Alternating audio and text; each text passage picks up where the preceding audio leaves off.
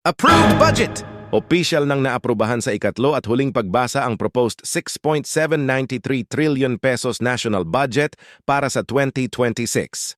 287 na mambabatas ang pabor, 12 ang lumaban at 2 ang abstain, kaya tuloy na ang isa sa pinakamalalaking budget sa kasaysayan ng bansa. Ayon kay House Appropriations Chair Mika Swansing, walang flood control fund sa susunod na taon dahil inilipat ang 255 billion patungo sa mga pangunahing sektor tulad ng kalusugan, edukasyon at agrikultura.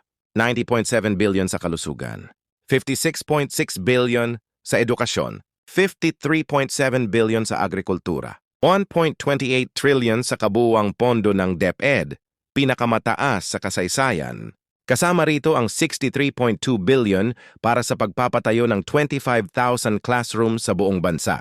Ikaw, sangayon ka ba dito? I-comment mo na!